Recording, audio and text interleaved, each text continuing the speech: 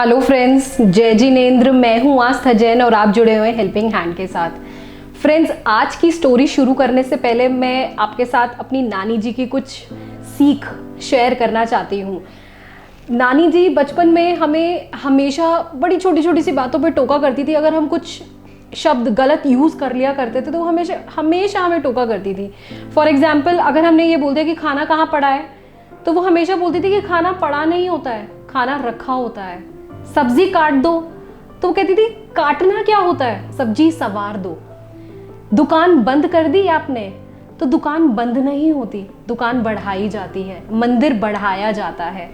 तो पहले हमें समझ में ही नहीं आता था कि इसका डिफरेंस क्या है, कि क्यों नानी जी ऐसा बोलती हैं कि ये मत बोलो ये बोलो। एंड आज मुझे ऐसा लगता है कि जो चॉइस ऑफ वर्ड है वो बड़ा इंपॉर्टेंट है एंड उससे हम किसी के भी दिल के अंदर घर कर सकते हैं, उसके दिल के राजा बन सकते हैं। वो हमेशा कहा करती थी कि जैसा खाए अन्न वैसा होए मन, और जैसी पियो पानी वैसी हो जाए वाणी।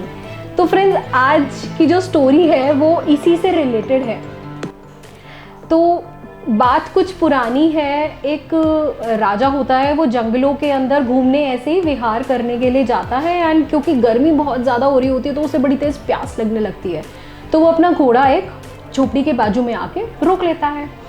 अब उस झोपड़ी के अंदर एक अंधा व्यक्ति रहता होता है।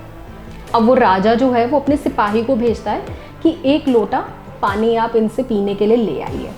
तो सिपाही जाता है और बोलता है, ए अंधे, एक लोटा पानी दे। तो वो अंधा भी बड़ा अकड़ू होता है, तो वो बोलता है कि मालूम पड़ता है कि तुम किसी ओहदे के व्यक्ति नहीं हो और जाओ जाओ, मेरे पास तुम्हारे लिए पानी नहीं है। तो अब वो निराश होकर चला जाता है। अब राजा अपने सेनापति को भेजता है।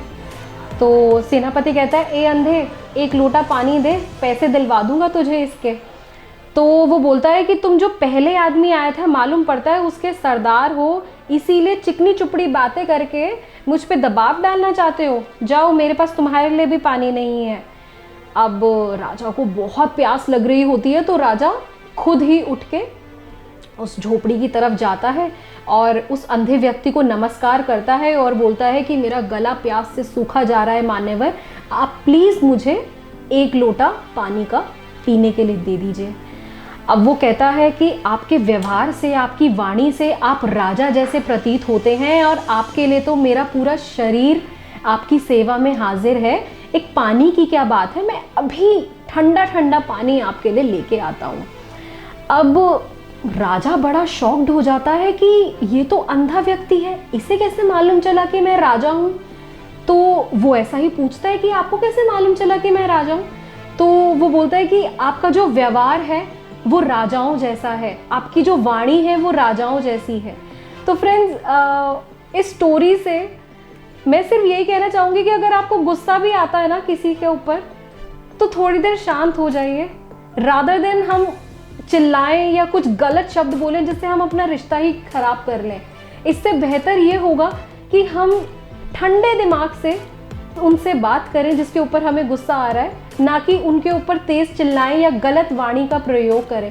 कभी कभी हमें मालूम नहीं होता कि सामने वाला किस परिस्थिति के अंदर है, उसका मानसिक स्थिति क्या है, और हम कुछ ऐसे शब्द बोल जाते हैं जो शायद हमें बोलने नहीं होते एंड हमें खुद को भी कभी कभी रियलाइज़ नहीं होता। फॉर एग्जाम्पल, कभी कभी हम अपने घर के छोटे बच्चों से ही ऐसी बातें कह जाते हैं जो हमें नहीं कहनी चाहिए उनके आगे, एंड वो किस तरीके से उसे कंसीव करते हैं ये हमें मालूम नहीं होता।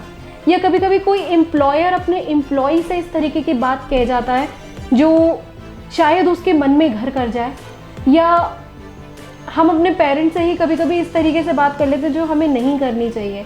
तो वाणी एक बहुत इम्पॉर्टेंट चीज़ है। जो तीर के घाव है ना वो भर जाते हैं, बट जो वाणी का घाव होता है ना वो कभी नहीं भरता, वो दिल के अंदर हमेशा रह जाता है। तो आई वुड ऑलवेज सजेस्ट कि choose your words wisely. Thank you.